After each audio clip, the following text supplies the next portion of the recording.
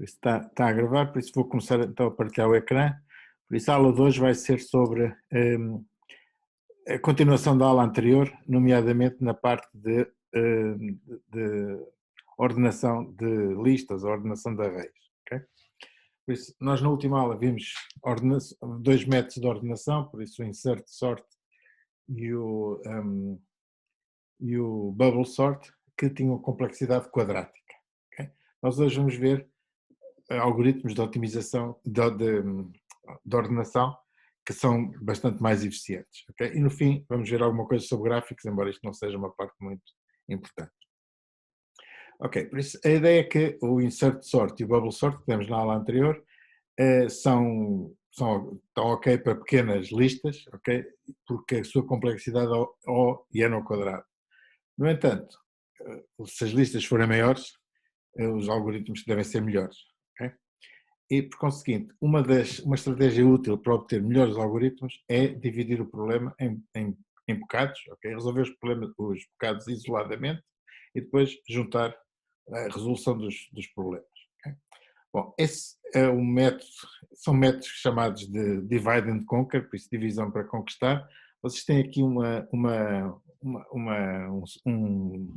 link para um site que tem esses vários métodos, animações com esses vários métodos, ok? Mas vamos ver então hoje, em particular, dois métodos que usam este sistema ou esta estratégia de divisão para conquistar, que são o merge sort e o quick sort, ok?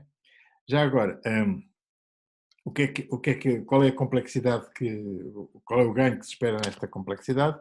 É que em vez de terem complexidade quadrática, ou seja, o número de operações que é requerida é proporcional a n ao quadrado, agora passa a ser proporcional a n log n. Okay? Isto quer dizer que, dependendo do tamanho do vetor ou da lista, mas para listas com tamanhos grandes a diferença é bastante significativa. Okay? Se nós pensarmos que uma lista de 10 elementos, n ao quadrado corresponde a 100, n log n corresponde a 23, okay? Não ficamos muito impressionados, 100 ao 23 é parecido. Mas se for n igual a 100, aqui já passamos a ter 10.000 e aqui passamos a ter 460 e 10.000 para 460 já começa a fazer alguma diferença. Bom, então quando chegamos aos 10 milhões, ou 1 milhão, okay? Enquanto que n ao quadrado é 1 milhão de milhões, ou seja, 1 bilhão, n log n passa a ser simplesmente 13 milhões, ou seja, o ganho é sensivelmente já da ordem do milhão de vezes. Okay? E isto vê-se melhor em termos do tempo de execução, se nós assumimos que estas unidades elementares, estas operações elementares têm uma duração de 1 nanosegundo, ok? Os tempos que estão aqui correspondem a estes tempos que estão aqui nesta tabela, ou seja, ordenar uma lista de 10 elementos demora 100 nanosegundos ou 23 nanosegundos, cá está, a diferença não é muito significativa, mas quando chegamos a 1000 já é 1 milissegundo contra 6 microsegundos, podemos continuar a dizer, ok, é o tempo de não, enfim, não, em termos de uma escala humana isto são instantâneos, mas por exemplo quando chegamos ao milhão, quanto que n ao quadrado são 17 minutos, n log n são 13 milissegundos, ok? Continua a ser instantâneo, mesmo com 10 milhões, que n log n continua a ser praticamente instantâneo, não chega a ser um segundo, n ao quadrado já passa a ser 28 horas. Por isso já estão a ver que a diferença entre trabalhar com um bubble sort ou com um insert sort, que vimos na aula passada, é a diferença provavelmente de passar de 28 horas para os algoritmos que nós agora vamos ver, que são da ordem de segundos. Okay? Bom, então os algoritmos, vamos ver estes dois algoritmos, que basicamente funcionam de formas semelhantes, embora a implementação seja diferente. O que é que faz o merge sort? O merge sort divide uma lista em duas sublistas, ordena as sublistas e depois junta as soluções, tendo em atenção que elas já estão ordenadas. Okay? O que é que faz o quick sort? Bom, o quick sort trabalha sempre na mesma lista, escolhe um pivô, que já iremos ver, depois divide a lista em duas sublistas, ou seja, mas trabalha sempre com a mesma lista, por isso, do ponto de vista formal, considera dois índices nas listas, ok? que em princípio consegue fazer com que no fim de um conjunto de operações as listas estão, as duas sublistas também estão ordenadas, okay? E por conseguinte no final as duas sublistas, como estão a trabalhar na mesma lista, o append que é feito aqui, ou que corresponde ao merge, está automaticamente feito. Já iremos ver como é que isto se faz exatamente, quais são as vantagens e desvantagens de um e do outro algoritmo. Bom, o merge sort é fácil de descrever. É uma função recursiva, pode-se implementar como uma função recursiva e que separa quando a lista tem comprimento 1. Quando a lista tem comprimento 1, está ordenada por definição. Se a lista não tiver comprimento 1, divide-se em duas e ordena-se cada uma delas. Por isso, o merge sort pode ser visto desta seguinte maneira. Calcula-se o comprimento do vetor. Se o n for maior que 1, ou se o n for igual a 1. Se o n for igual a 1, retorna-se o vetor. O vetor já está ordenado. Se o n for maior que 1, o que é que se faz? Escreve, chama-se recursivamente este algoritmo, merge sort, para duas listas. A primeira é, ou seja, calcula-se o ponto médio, divide-se a lista em duas e faz-se o merge sort, isso faz-se este algoritmo só à primeira parte da lista, do índice. Aqui não é 1, aqui é 0. Desde o 0 até ao ponto médio excluído, e faz-se o sort também do ponto médio até ao fim. Okay? Depois, o L e o R já ficam ordenados, e se o L e o R já estão ordenados, então agora o que se retorna é a junção, o merge, do L com o R. Okay? Juntam-se os dois vetores, ou as duas listas. Bom, por conseguinte, a definição é recursiva, por isso o merge sort chama merge sort para listas mais pequenas e ainda existe, digamos, esta definição do merge, e o merge propriamente dito é como é que se ordenam duas listas que estão ordenadas já. Como é que se juntam, ok? Bom, das duas uma, ou das três uma. Se uma das listas for vazia, ou seja, já não tiver cá nada, a junção das duas listas é a outra. Por isso, se o L não tem cá nada, o que se retorna é o R. Por sua vez, se o R não tem nada, por isso já está acabada, retorna-se o L. Bom, se as duas listas tiverem elementos, vai-se ver qual é o elemento mais pequeno. Isto assumindo que estamos a ordenar por ordem crescente. Por isso, se o primeiro do L for mais pequeno que o primeiro do R, então a lista, digamos, junta, começa por este L0. E por isso o que se diz é que a lista começa por ser L0 e agora acrescenta-se a este valor o resultado de fazer o merge do restante do L com o R. Ou seja, faz-se o merge do restante do L com o R, isto retorna uma lista e essa lista é acrescentada à lista que é constituída pelo S, que é pelo L0. Okay? E retorna-se essa lista. Se for o L0 maior, ou seja, se o R0 for mais pequeno que o L0, então a lista começa por R0 e o que se acrescenta a esta lista é o resultado do merge do L todo com o R a começar no 1. Porque o R0 já foi escolhido e retorna-se esse S. Ok? Por isso, este é o algoritmo. Acho que é um algoritmo razoavelmente simples de perceber. Por isso, a questão agora que se coloca é qual é a complexidade deste algoritmo. Okay? Vamos ver como é que isto se pode fazer. Vamos admitir, uma questão de simplicidade, que o comprimento de um vetor é uma potência de 2. Okay? Nos outros casos, há pequenas diferenças, mas para grandes valores esta análise é suficiente. Mas vamos admitir que o n é uma potência de 2. Ou mesmo que não seja um inteiro, mesmo que o k, estou a admitir que o k é inteiro, mas enfim, o k é o logaritmo, por isso pode ser um valor qualquer. Okay? Bom, então a complexidade de ordenar uma lista com este número de elementos é a complexidade de ordenar duas listas mais pequenas, okay? Por isso com metade dos elementos, 2 elevado a k menos 1, mais o merge das duas listas que sobram. Okay?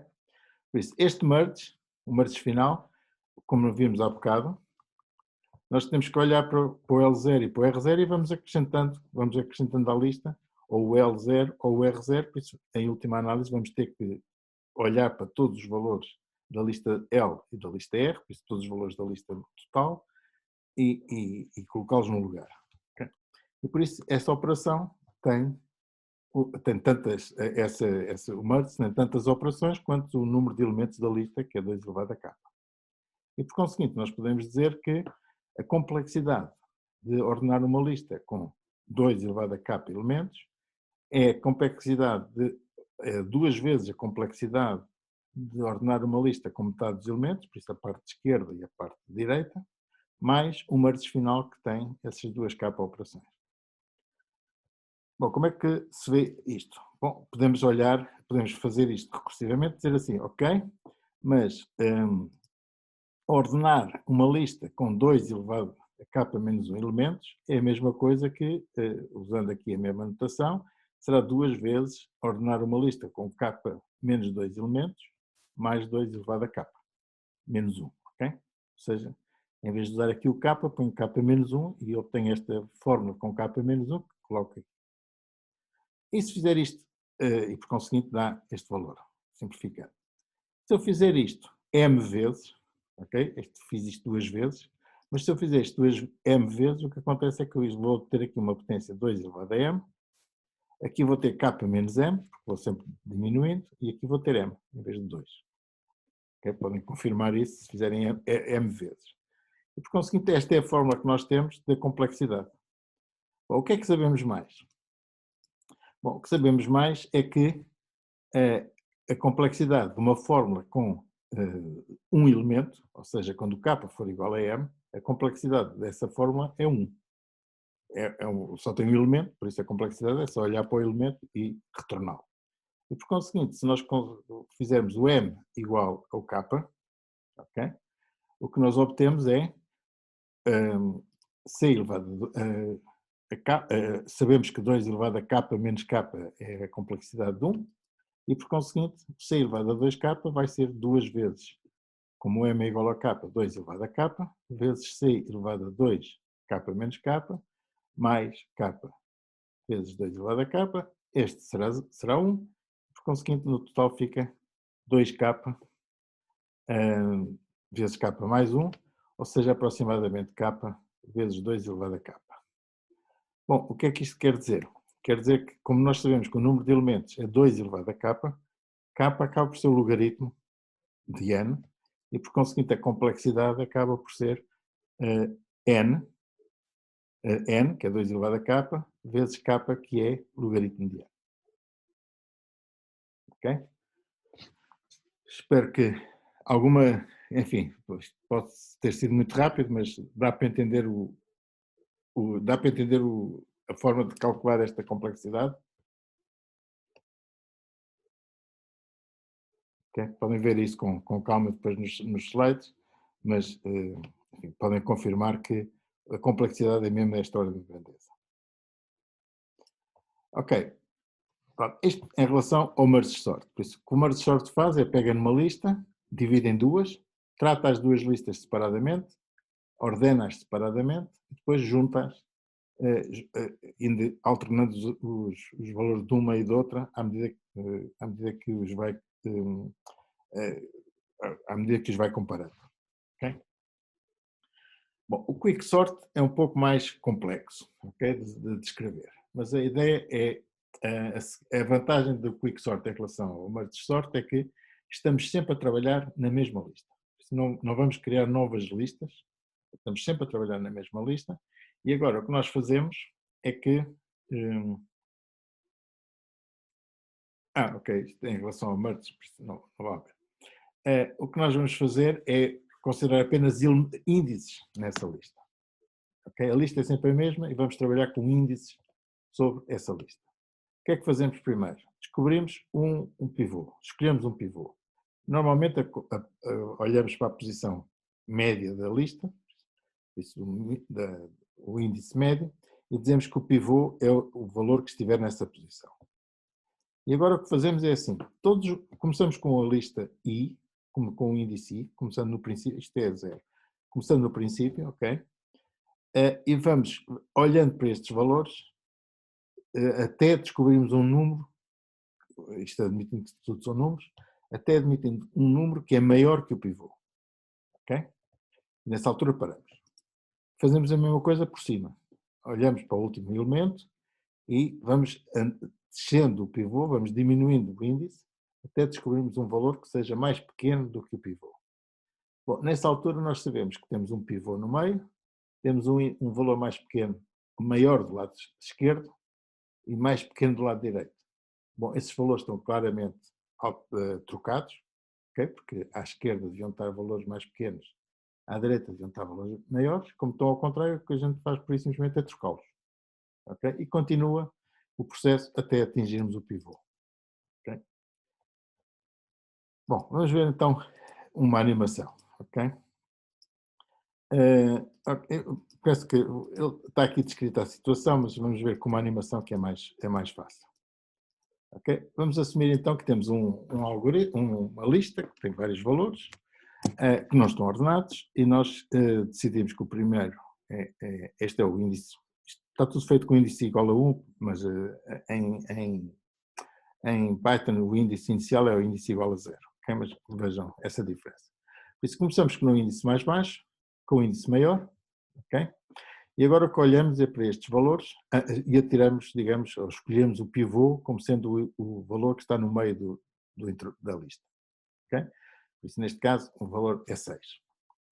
E agora olhamos para estes dois índices, índice I e índice J, e vamos avançar para o lado esquerdo até obtermos um valor maior que o 6.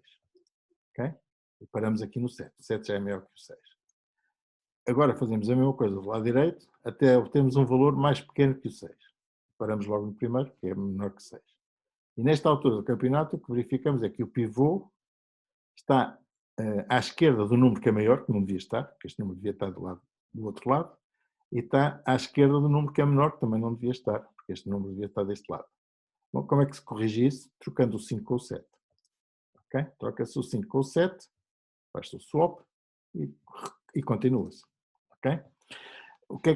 Como é que se continua? Bom, vamos à procura, mais uma vez, de um número que seja maior que o 6, e paramos aqui, no 8. Por outro lado, vamos procurar um número que seja mais pequeno que o 6, o 7, o 9 não é, mas o 2 para, e temos aqui dois números que, em relação ao 6, estão no lado errado. Como estão do lado errado, trocamos. Ok? E continuamos. A seguir temos o 2, vamos procurar um número que seja maior que o... enquanto não for maior que o 6, paramos. O 6 já está dentro, não é menor que o 6. Ok? O 8 obtém o valor 4. 4 é menor que o 6 e, por conseguinte, tem que ser trocados. E nesta altura do campeonato nós temos o I igual a 5 e o J igual a 6. Quando avançamos um valor, este número é mais pequeno, tentamos avançar, mas nesta altura do campeonato ficamos com os índices iguais e isto é sinal que vamos parar. Okay? E nessa altura, quando pararmos, okay, o que é que garantimos? Garantimos que deste lado esquerdo só estão valores mais pequenos do que o pivô e do lado direito só estão valores maiores que o pivô. E por isso vamos ter que fazer o mesmo processo, mas agora trabalhando só nas listas deste lado, desde o 1 até o 4, por um lado, e trabalhar na lista desde o 8 até o 7, do outro lado. O valor do meio fica no sítio, já está ordenado. Ok?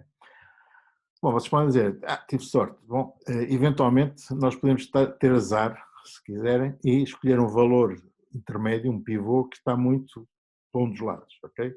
Imagina que temos esta lista em que este vale 8. O valor intermédio vale 8. Bom, vamos tentar procurar um número aqui do lado esquerdo que seja maior do que o 8, e paramos neste altura no 9. Vamos pensar num número do lado direito que seja mais pequeno que o 8, é logo o primeiro, trocamos, ok? E vamos continuar. Este número aqui maior que o 8 é ele próprio, este fica no 6, ok? Vai andando para trás, o 6 é mais pequeno que o 8, troca. Depois vamos continuar. Okay? O 6 não é menor que o 6, por isso fica aqui. O 8 é maior, mas passa para... desculpa, o 6 vai continuando até chegar ao 8, o pivô agora vale 8. Estes valores são mais pequenos que o 8, e por isso o índice I vai avançando até chegar ao valor do índice J. E nesta altura do campeonato, o que acontece é que o pivô está muito para a direita, porque escolhemos um pivô que está muito para um dos lados, e o que vamos fazer agora a seguir é reordenar duas listas em que uma é muito maior que a outra praticamente só tem um elemento, esta tem os restantes elementos. E por isso, no caso do Quick Sort, nós não temos uma garantia que as listas sejam, digamos, equilibradas, e por conseguinte a complexidade que nós vamos analisar daqui a bocado é uma complexidade que nós consideramos, digamos, média ou típica, mas que em algumas situações não será tão boa como a que é, digamos, típica. Ok? Bom, e por conseguinte, como é que nós então organizamos o Quicksort? O algoritmo propriamente dito. Bom, vamos fazer aquilo que deu a animação. Okay? Por isso, dizemos que o Quicksort vamos usar esta função QS aplicada ao V, em que o índice mais baixo, mais pequeno, será o 0, o primeiro, e o último será o comprimento menos 1. Okay? Por isso, vamos aplicar este algoritmo aos dois índices, de cima e de baixo. Okay? O que é este QS? Okay. Okay? Por isso, isto falta aqui um return, mas ok. Das duas, uma. Se o low for mais pequeno que o high, ou seja, se o índice mais baixo for menor que o índice acima, o que nós temos que fazer é fazer o partition, fazemos a partição do vetor por um valor k qualquer, okay? Que será alguns calculado entre o low e o high. O índice, ok? Vamos aplicar o quick sort entre o índice low e o índice k menos 1. Esta será desculpa, só recapitular. Por isso, o que é que temos que fazer? Temos que fazer aquela partição do vetor entre o low e o high, em que na altura, no final desta repartição, temos a certeza que o valor na posição k já está bem determinado, é aquele valor que ficou definido, e do lado esquerdo só estão valores mais pequenos e do lado direito só estão valores maiores. E por conseguinte, o que temos que fazer é aplicar o quicksort ao lado esquerdo e aplicar o quicksort ao lado direito. Por isso, ordenar os valores que estão do lado esquerdo, ordenar os valores que estão do lado direito e retornamos o V, finalmente. Okay? Por isso, o quicksort o que faz é retornar. Não retorna, este aqui não retorna propriamente nada, porque o V é o próprio valor, nós não estamos a mexer sempre na lista que foi dada como entrada. Okay? Isso, em rigor, não temos que fazer o return, porque o V é sempre o mesmo. Eventualmente, isto pode, por conseguinte, o que fazemos o que é fundamental é fazer aquela partição, ou seja, escolher um pivô, garantir que todos os lados esquerdos do pivô são mais pequenos que o pivô, todos os que estão do lado direito são maiores e descobrir onde é que ficou o pivô no fim. E por isso, o algoritmo faz o seguinte. Por isso, começa com o I, que é o mais pequeno, com o J, que é o maior, e, em princípio, aponta para o meio. E vai dizer que o pivô é aquele valor que estiver no meio. Okay? E agora vai avançando o I para a frente e atrasando o J para trás, até se encontrarem, fazendo as trocas pelo meio que são necessárias. E por isso, enquanto o I for mais pequeno que o J, o que é que ele faz? Enquanto o VI for mais pequeno que o pivô, quer dizer que o valor que está na posição I está bem colocado e não faço nada. Por isso, tudo o que faço é avançar com o I. É a mesma coisa para o J. Enquanto o valor que está na posição J for maior que o pivô, quer dizer que ele está bem posicionado e, por conseguinte, tudo o que faço é diminuir o J. E se vou pôr vou chegar, digamos, os dois valores um ao outro. E agora faço o teste. Se o VI, por isso o que está do lado esquerdo, for maior do que aquele que está do lado direito, é porque eles estão mal posicionados. E nessa altura faço a troca do I com o J. Ok? E vou continuando até acabar. Okay? Enquanto o I não chegar ao J, é isso que eu vou fazendo. vou andando com o vetor, com o índice do lado esquerdo, até descobrir um elemento que seja maior ou igual ao vetor, vou descendo o índice do lado direito até descobrir um valor que seja menor ou igual ao vetor, ok? E quando chegar a esses dois valores, eu troco, ok? E continuo a partir daí. Bom, isto só tem aqui um pequeno pormenor, que é preciso ter algum cuidado, e é o que acontece quando o VI, numa situação deste género, quando há elementos repetidos. Eu tive a sorte ou o azar de descobrir um valor para pivô em que existe um outro igual. Bom, o que vai acontecer é que este algoritmo, o que faz é, estes aqui estão todos ordenados, por isso o I vai até esta posição, o J vai até esta posição, ou seja, é onde descobre um valor que já não é maior do que o 6, e agora troco-os. Mas trocar o 6 com o 6 fica tudo na mesma, ok? E se eu não fizesse mais nada, o algoritmo parava aqui, ok? E por conseguinte, o que temos que fazer é que, se os dois valores forem iguais, e iguais ao pivô, então temos que aumentar o I automaticamente, temos que recomeçar a pesquisa a partir de um valor um bocadinho maior, ok? E aí já fazemos a troca, normalmente, deixamos aqui o 6, eu faço o 4 vai procurar o 9, que é mais pequeno que o 6, troco-os, ok? E finalmente obtenho um valor, este 6 ainda continua. Agora vai avançar, digamos o 4, o valor que está no índice, nesta posição, vai avançar, chega ao 6, para, o valor que está no 9, o índice que está no 9 vai para trás e para também, ok? E por isso, nesta altura do campeonato, o que nós garantimos é que todos os que estão aqui deste lado não são maiores do que o 6, por isso podemos ordená-los. E quando fizermos esta ordenação, se houver aqui este elemento repetido, este elemento vai ficar encostado a este 6 e por isso a lista vai ficar ordenada à mesma. Okay? E por isso temos que ter esse cuidado que se o VI for igual ao VJ e forem iguais ao pivô, mas o I for mais pequeno que o J, então o que temos que fazer é que, a primeiro teste que temos que fazer é se o I for mais pequeno que o J, mas se o VI for igual ao VJ e for igual ao pivô, ok? Se o VI for igual ao pivô e o VJ também for igual ao pivô, nós avançamos o I, ok? E a partir daí recomeça tudo da mesma maneira.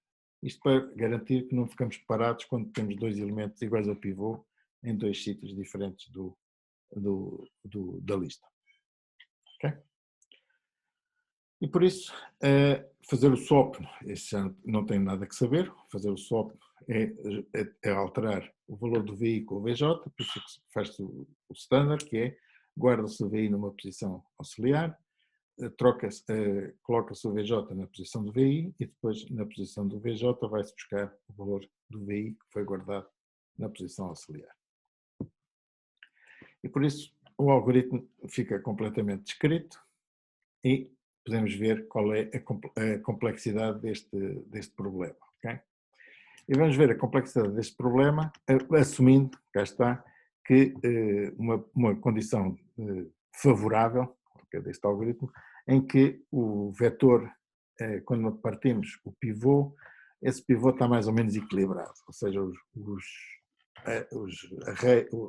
as sublistas do lado esquerdo e a sublista do lado direito têm sensivelmente o mesmo tamanho. Quando eles não têm o mesmo tamanho, já iremos ver, a situação é diferente. Bom, mas se for esta situação, vamos assumir a mesma que o N, uma lista de tamanho N é dividida em duas, escolhe-se o pivô e depois ordena-se o que está do lado esquerdo e o que está do lado direito. Okay? Então, podemos verificar o seguinte. A função que faz a partição vai visitar todos os elementos da lista. Okay? Porque vai pondo o I para a frente e o J para trás até se encontrarem, por isso todos os elementos são acedidos. E em alguns casos há elementos que são trocados. Okay? Por isso, uma fração, por isso o número de elementos será 2 elevado a k, ok? Os n são 2 elevado a k, e uma fração menor do que 1, nem todos são trocados, uma fração desses elementos são trocados. Essas trocas corresponderão a A vezes 2 elevado a k, em que A é um valor mais pequeno do que 1.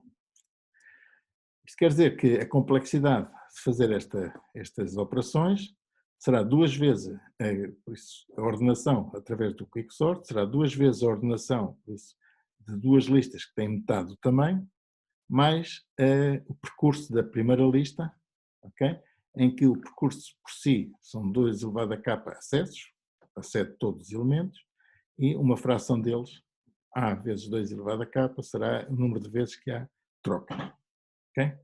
Por isso, isto no limite, assumindo que o A é mais pequeno que o 2, mas já no pior caso, o A será igual a 2 e, por conseguinte, isto será o valor aproximado da complexidade. E podemos fazer a mesma coisa, fazendo isto várias vezes. Okay? Se o C elevado a 2k é igual a este valor, o C elevado a 2k menos 1 é a mesma coisa que isto, só que o k aqui passa a ser k menos 2 e o k mais 1 passa a ser k. E, enfim, desenvolvendo dá este valor, por isso o C elevado a 2k, substituindo 2k menos 1 pelo seu valor, obtém-se substituindo aqui, obtém-se esta expressão, e em geral, se nós fizermos isto m vezes, e não apenas duas, o que se verifica é que o C elevado a 2k é igual a 2 elevado a m, vezes C de 2k menos m, vezes m vezes este valor. Okay? Não será apenas duas vezes, será m vezes. Bom, feitas as contas, o que é que acontece quando o k for igual a m? Quando o k for igual ao m, temos a complexidade de ordenar uma lista com um só elemento, L, a complexidade será 1, obviamente, e por conseguinte, sabendo que a complexidade de 2 elevado a 0 é igual a 1, fazemos m igual a k e obtemos c elevado a 2k é igual a 2 elevado, o m é igual a k, vezes c elevado a 2k menos k, mais este valor. Pomos o 2k em evidência, isto é 1, e por conseguinte será 1 mais este valor, que será sensivelmente, se o k for suficientemente grande, este termo desaparece, ou pelo menos é mais pequeno e por conseguinte pode ser eliminado em termos de análise assintótica, quando para valores de k muito grandes. E por conseguinte, para valores de k muito grandes, nós temos uma expressão que é k vezes 2 elevado a k vezes um fator de escala, e por conseguinte a complexidade continua a ser n log n, já que 2 elevado a k é o n, k será o logaritmo do n. Okay? E por conseguinte, em ambos os casos, pelo menos se o algoritmo do quicksort conseguir escolher um pivô de tal maneira que as listas que ficam por ordenar têm o tamanho sensivelmente metade da lista inicial, esta é a complexidade que resulta nessa situação. Na realidade, há situações um pouco mais complicadas, que é o que acontece quando o quicksort, quando nós tivermos tanto azar, que vamos sempre descobrir como pivô um extremo da lista. Ou seja, escolhemos como pivô sempre o elemento maior, por exemplo, da lista. O que é que isso vai acontecer? É que nós vamos ter que fazer, basicamente, a complexidade, temos que fazer, por um lado, ordenar n vezes, n elementos, a seguir temos uma lista, um lado não tem problema nenhum, mas o outro lado tem n-1 elementos, o outro tem n-2 elementos, o outro tem, etc. Se tivermos tanto azar, a complexidade será desta ordem de grandeza, será n elementos da primeira vez, depois n-1 da segunda, n-2, etc. E se somarmos isto tudo, cá temos o n ao quadrado. Por isso, o quicksort, se nós tivermos muito azar, ou seja, se escolhemos sempre como pivô um extremo, por isso um maior ou menor elemento de uma lista, arriscamos a ter um comportamento quadrático, uma complexidade quadrática, ou seja, o quicksort, nesse caso, não será melhor do que o bubble sort. Okay? Na realidade, como iremos ver na parte prática, isso é muito raro, quando os elementos estão escolhidos aleatoriamente, o quicksort tem tendência a ficar n log n, tem tendência a ser bastante mais eficiente do que o bubble sort, e em particular, como ele nunca chega a alterar o vetor é sempre o mesmo, é mais eficiente que o merge sort. O merge sort garante o n log n, mas obriga-nos a criar listas adicionais que ocupam espaço, ok? E por conseguinte, são menos convenientes que o quicksort, ok? Por isso, na realidade, o que nós podemos fazer, e vamos fazer isso na parte prática, é calcular o número de acessos aos elementos do vetor e o número de swaps, ok? E por conseguinte, nós o que queríamos ver é que quando pedirmos para fazer um quicksort, damos não só um elemento, vamos obter não só a lista ordenada, ou o vetor ordenado, mas vamos também obter o número de acessos que foram feitos aos elementos da lista e o número de trocas de swaps que são feitas. E vamos verificar que estes valores são tipicamente da ordem de n log n e não n ao quadrado. Ok? Vamos fazer isto na parte prática.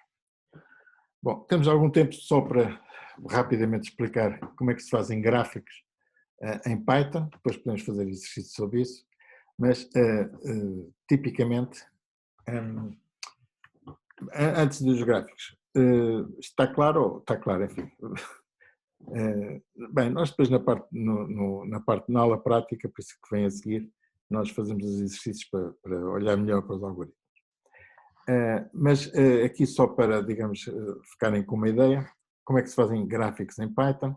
Bom, temos que obter, tipicamente um gráfico, vamos admitir que é um gráfico XY, por isso temos um vetor X e um vetor Y, e por conseguinte queremos desenhar o X com o Y. Bom, temos que obter as funções primitivas nesta biblioteca, matplotlib, e o que temos que fazer basicamente são um conjunto de passos. Que, em primeiro lugar, apagamos tudo o que tiver sido desenhado anteriormente.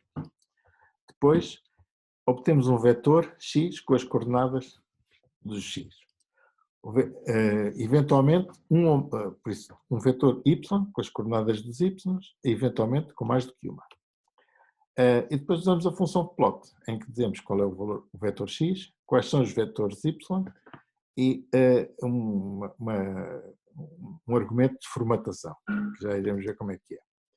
Depois, para embelezar o gráfico, podemos escrever um título no gráfico, podemos definir o que é que são os eixos e uma legenda para o gráfico. Por isso, no caso de haver vários y, dizer quais são os vários y.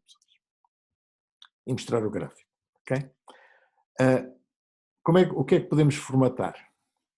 Bom, podemos formatar o tipo, a cor das linhas, okay? Podem ser B, enfim, são standard B, G, R, Y, K, são cores standard.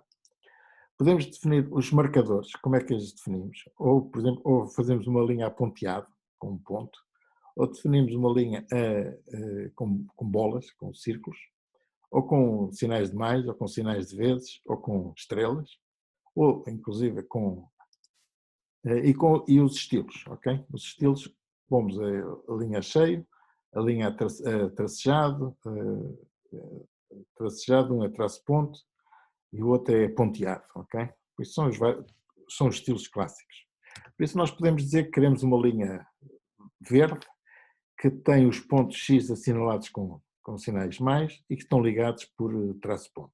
Okay? Traço ponto será um destes, ok?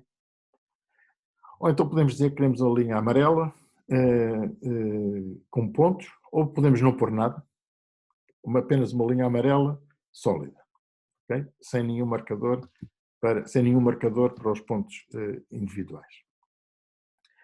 Ok? Uma vez feito isto, podemos dizer qual é o título, qual é uma legenda, como é que são as etiquetas e guardar no fecheiro, ok? Com a operação save field.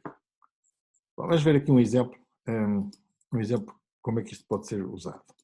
Por isso vamos fazer um gráfico das funções seno e cosseno entre os valores x mínimo e o x máximo. E damos o número de pontos que queremos utilizar. Ok? Enfim, para que a coisa seja minimamente legível, o número de pontos deve ser bastante grande. Ok? Por isso, o que é que temos que fazer? Bom, temos que definir o vetor x. O que é o vetor x? O vetor x é um vetor de pontos que começa em x mínimo, acaba em x máximo e tem n pontos. Okay? Tem n valores.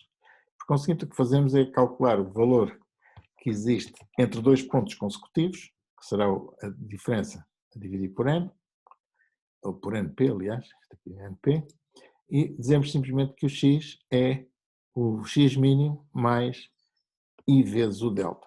Ou seja, será mais um delta, mais 2 delta, mais 3 delta, mais 4 delta, até chegar ao número de pontos. Por isso aqui criamos um vetor x. E agora vamos criar o vetor y, ou seja, vamos criar o vetor dos senos. O que é o vetor dos senos? Para cada x que estiver aqui neste vetor, nós obtemos um valor que é o seno de x, com a função seno. A mesma coisa para o cosseno. Para cada valor de x que está no vetor dos x, nós obtemos um cosseno de x para o vetor dos cossenos. E agora apagamos tudo o que tiver sido escrito antes e vamos gravar, ou vamos desenhar o x, por isso o gráfico dos senos. Okay? De que forma? Bom, vai ficar a verde, verde com assinalados os pontos com pontos mesmo e com uma linha a cheio. O valor dos cossenos é desenhado azul e só é assinalado com bolas ou com círculos nos pontos propriamente ditos que não são ligados. Não tem nenhum elemento de ligação. Criamos o título. Criamos uma legenda. O que é uma legenda? Bom, como nós fizemos 2 plots, temos que dizer o que é que corresponde ao primeiro plot, a uma string, o que é que corresponde ao segundo plot, outra string, e ele depois vai juntar, vai desenhar, digamos, este formato que corresponde ao seno, este formato que corresponde ao cosseno.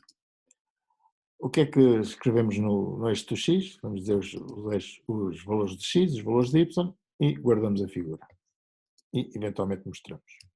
Bom, nós vamos fazer isto na parte prática, mas o boneco, digamos, vai sair qualquer coisa deste género.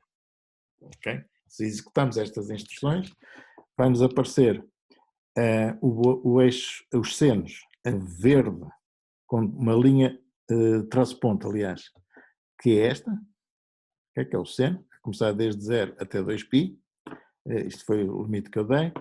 O cosseno. Vocês ouviram esta parte ou não? Não, a chamada caiu do seu lado. Ok, mas eu penso que está gravado, mas de qualquer maneira vou voltar aqui ao ponto onde estava, que era a parte do seno, não era? Sim, sim. O que estava a explicar então, de acordo com as especificações que tinha dado, o seno era verde, green e com traço ponto, que é o que está aqui. O cosseno era azul com bolas, okay? Com círculos.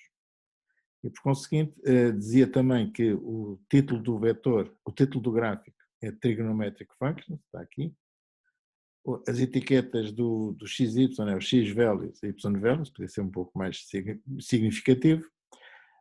E pronto, basicamente é isso que aparece e fica guardado neste fecheiro, okay? Que é um fecheiro PNG, ou pode ser um PDF também. Ok? Em diagramas de barras são semelhantes, ok? Faz-se o mesmo tipo de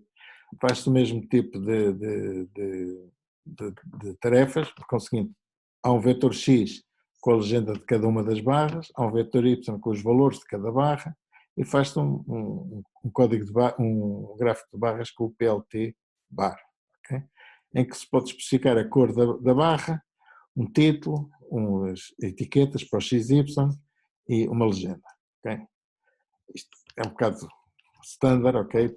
Demora, não vale a pena, não tem grande ciência, tem apenas que ler o manual para ver exatamente o que é que se pretende fazer, mas só para terem aqui uma ideia do que é que pode ser feito. Imaginem que eu tenho aqui uma distribuição de notas, ok? Em que tenho a percentagem de valores entre 0 e 9, a percentagem de valores entre 10 e 13, de notas entre 10 e 13, a percentagem de notas entre 14 e 16, por aí adiante. Okay? Por isso tive 10 notas entre 0 e 9, tive 20% de notas entre 10 e... Isto não sei se é a percentagem exatamente, é a percentagem. Também podia ser apenas o número de notas nestes escalões, ok? Por isso temos aqui as categorias, são 5 categorias, 0 a 9, 10 a 13, 14 a 16, etc. E cada categoria tem um valor. E por isso que eu quero é gravar este gráfico. E se calhar o mais simples é mostrar aqui o gráfico propriamente com o boneco Não sei se está aqui, desculpa. É melhor ver isto com o boneco. Não está aqui o boneco, ok. Temos que fazer isto depois na prática. Mas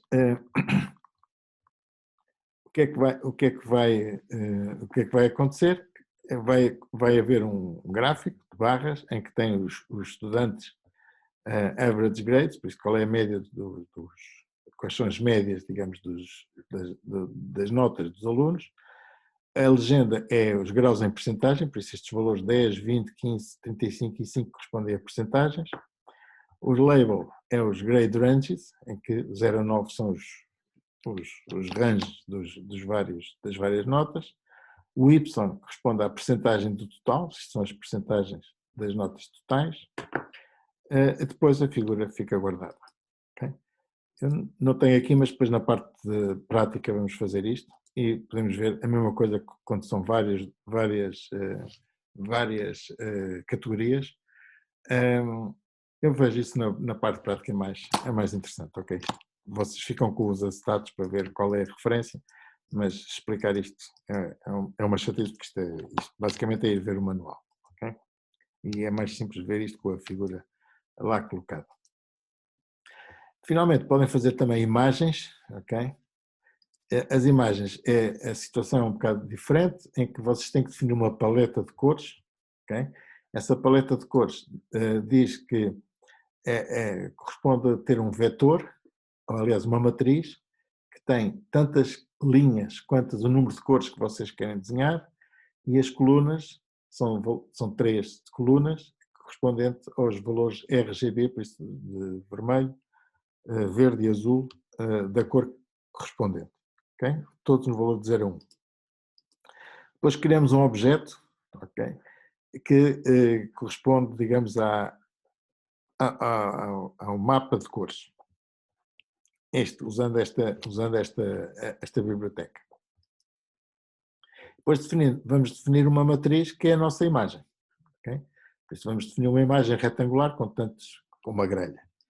Depois, a cada elemento da grelha, dizemos qual é o inteiro que nós queremos calcular, por isso, qual é a cor que nós queremos utilizar, e, eventualmente, podemos colocar informação de cor e mostrar a imagem. Okay? E guardar mais uma vez numa figura. Okay? Esta tem aqui o exemplo. Okay?